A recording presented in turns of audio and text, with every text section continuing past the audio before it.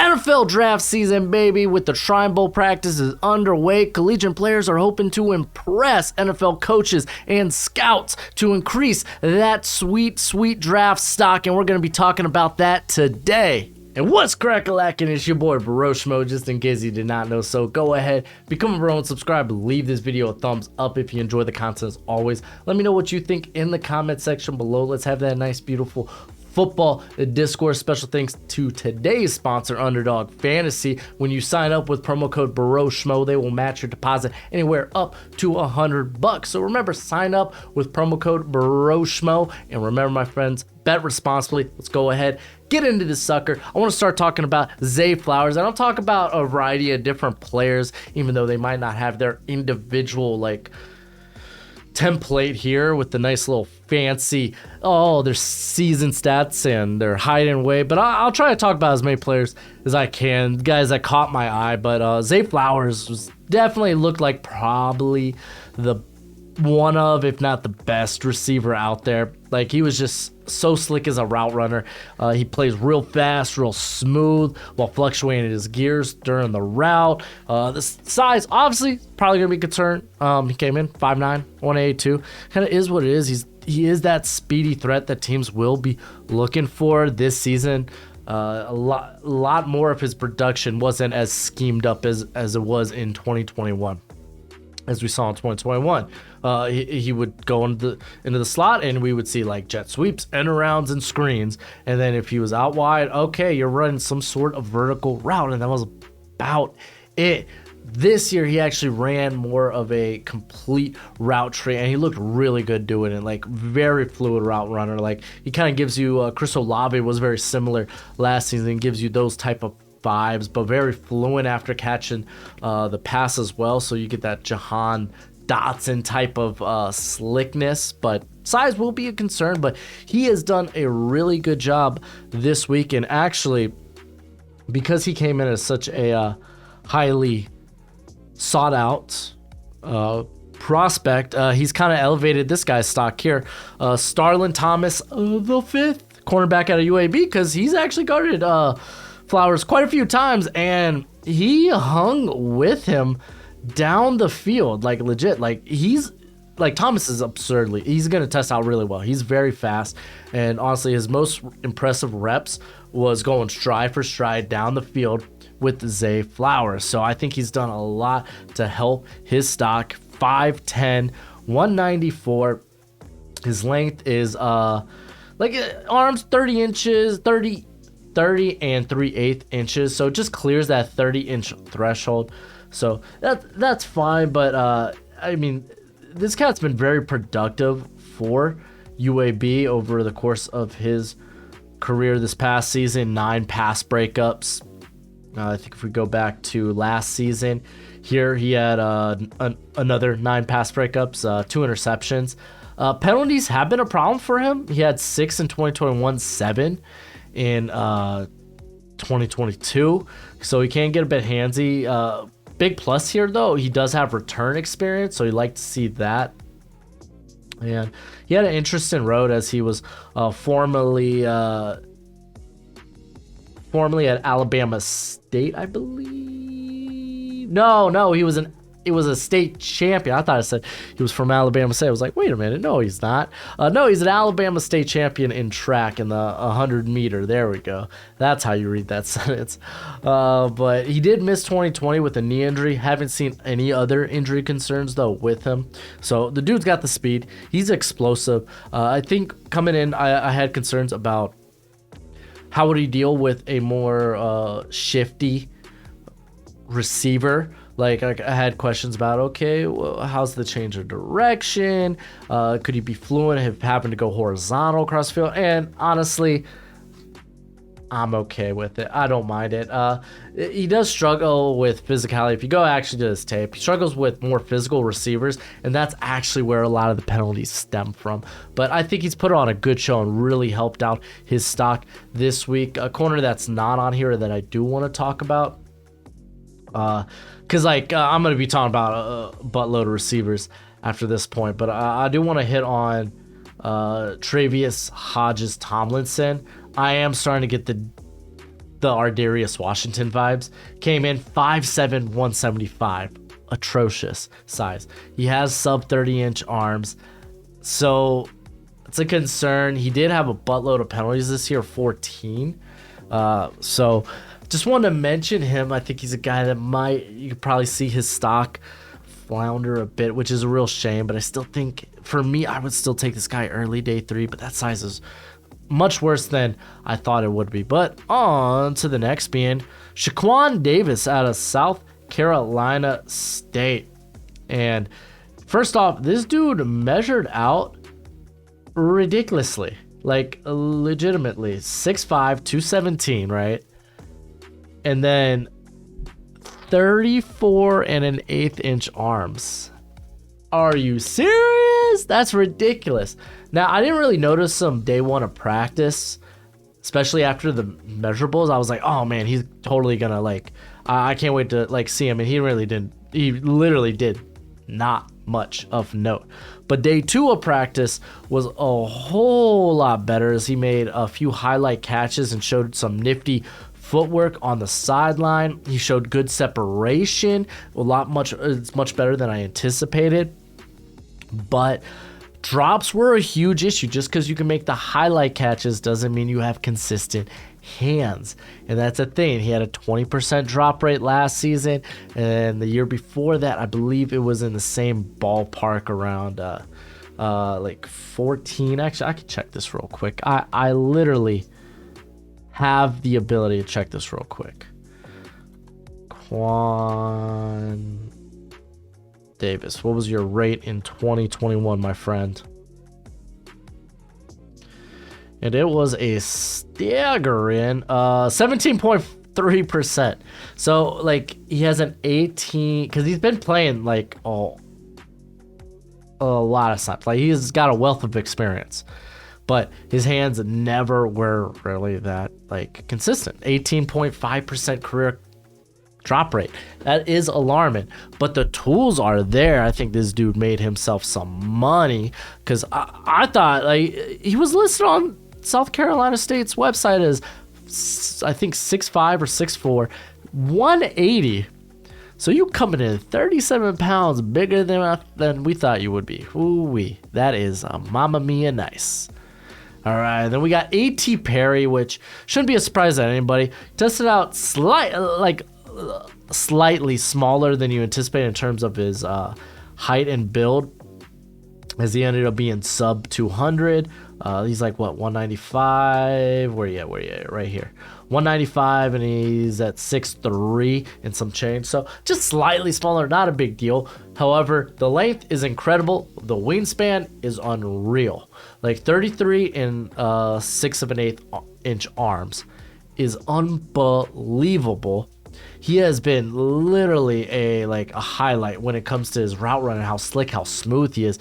He's made fools of receivers during this whole time. I believe Clark was one of them. I think that's the big Twitter highlight. It was against Clark. But man, he's looked really good on one-on-ones, though typically receivers do, but I mean, he's looked really good, getting separation, and he just uses his hands well during the route, and his footwork is a little more slick than I anticipated. I'm just gonna say it, if he ends up testing out well, he's probably easy a day 2 guy, maybe even early day 2 with how well he may test. But I came away very, very impressed, because I'm typically not a contested catch ball guy, especially if they struggle with drops, as he had a 9% drop rate this past year. He had 9 drops last season, so that was a concern of mine. Doesn't have the most consistent hands, but he does have big hands. The drop rate, or the contested catch, his contested catch rate, it's pretty average, but at least during his career with the Demon Deacons. But still, man, he's looking stellar, really good.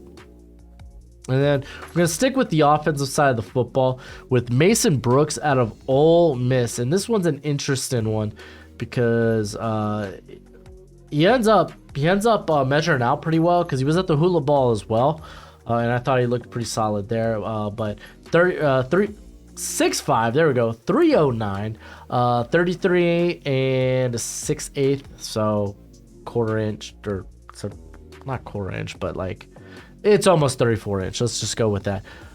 Inch arm. So he's got the length. He has he played right tackle at Western Kentucky, and then this season was weird. Like he couldn't get in the rotation. They decided to start some I think freshmen or just underclassmen at the tackle spots, and Brooks ended up just being like seeing a little bit of the rotation. Like he only had what? Yeah, he only played 113 snaps this year, with the majority of them coming at guard. I think 20 of them came at tackle. So he really didn't get his time to shine, which at first you're like, oh man, he couldn't even end up starting, dude. What's up? But like you watch him in like not just the one-on-ones, but the overall practices, and he's shown explosiveness out the stance. He's shown power at the point of attack.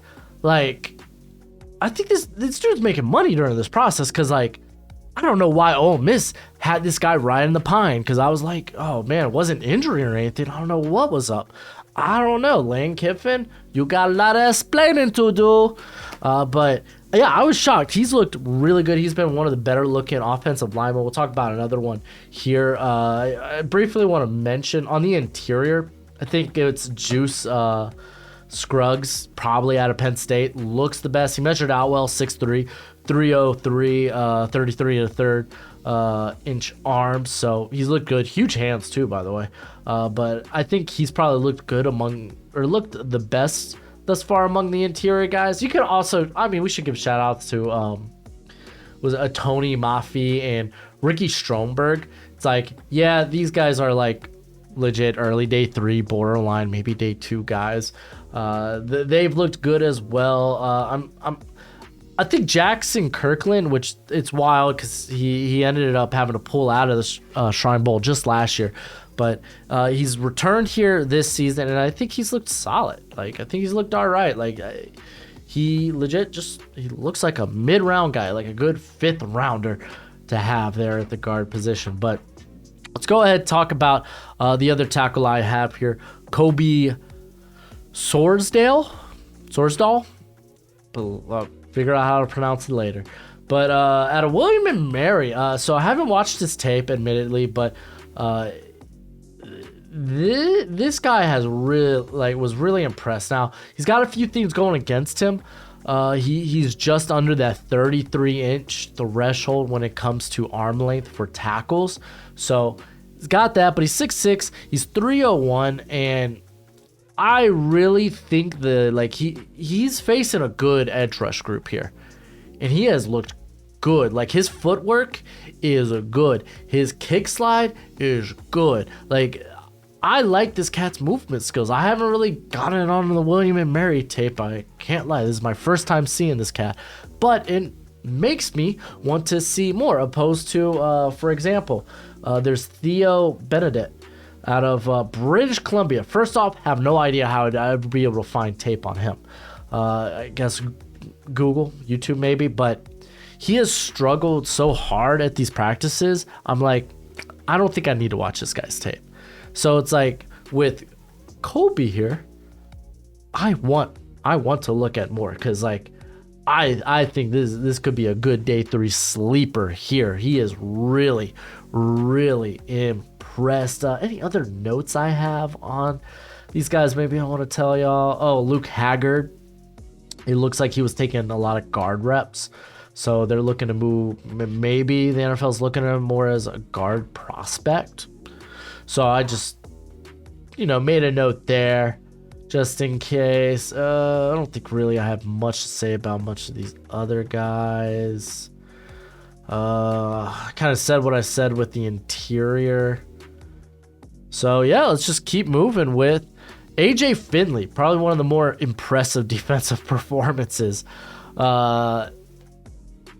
Just yesterday or the other day, whenever you're viewing this, it'll be different. But just the other day when he had like 3 to 4 interceptions in practice, like, and this dude was doing it in a variety of different alignments, whether it was like, it's like cover 1 robber, or it's like you're in cover 3, or shoot quarters, whatever. They were getting a variety of different coverages to play with. So like, for him to be consistently around the ball, like, holy freaking moly, dude. Like, he has really made an impact. He has really made money. I saw there was few of y'all, I know in the comments and some of the past videos, be like, oh man, I really think AJ Finley is a guy to watch. And I agree now. I want to go back, watch him, because I think, especially in this safety class, that doesn't seem, at least in the middle, like I would say day 3 doesn't really have a lot of good looking prospects. Like, there's a few here and there, but like Finley's definitely become, I think, has become more of one of the more alluring prospects. Tested out real big too, 6'2", 202. He played a lot in the slot for Ole Miss, so I do know that. So yeah, I can't wait to go back and take a gander at his footage. All right, Gojo, before we jump to our next guy, I guess I'll let you out. Don't come crying to me once you want to come back and be a part of the video. All right, we're talking about more defensive guys here, right?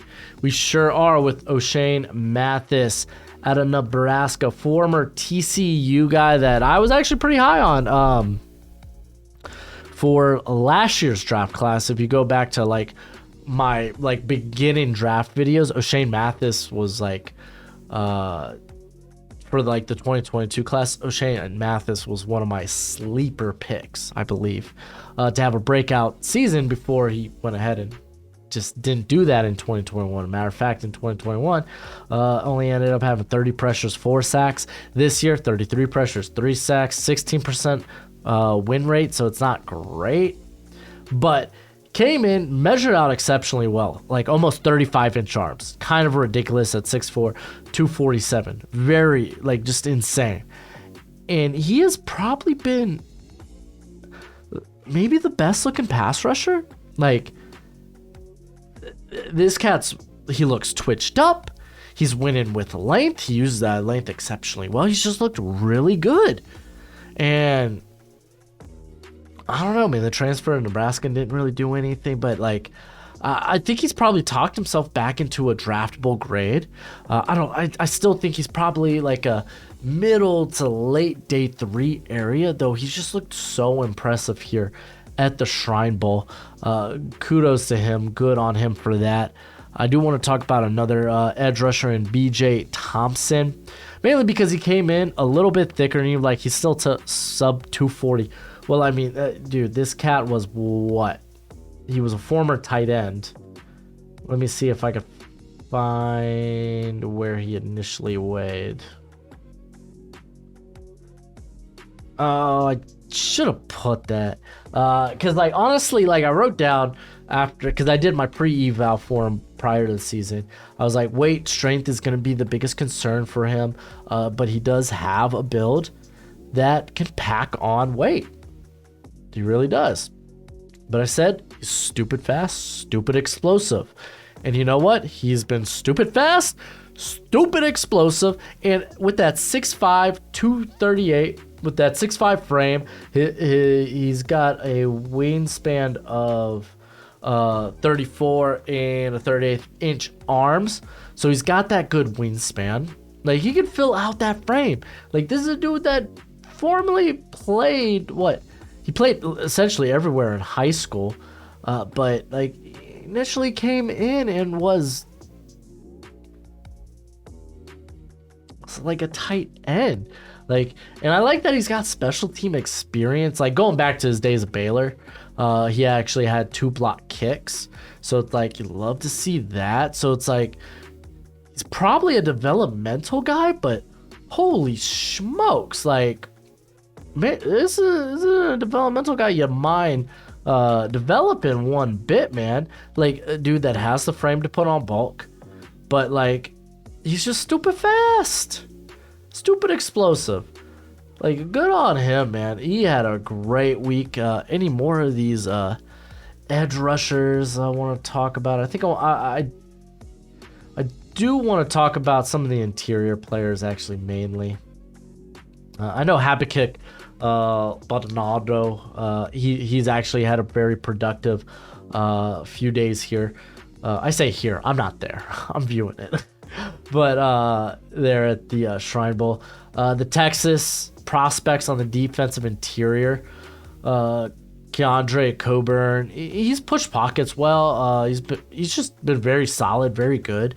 I think his buddy Moro Ojomo made a lot of money. He looks stupid strong. I think there's this one clip on Twitter where he's literally pushing the guard out of the camera shot. Like, the power was insane. It was absurd. I think he has probably talked himself into the day two variety. He's put on weight too. He's put on about 13 pounds. He's now up to 293, which is still, smaller than you would like, but it's not bad. It's not bad at all. I came away very impressed with those two guys. Dante Stills looked pretty solid, but I always thought the Stills brothers at West Virginia were always solid. Like, I think Dante's it's Dante this time around, right? Or I think Darius was his brother, right? Where are you at? There it is. It is Dante.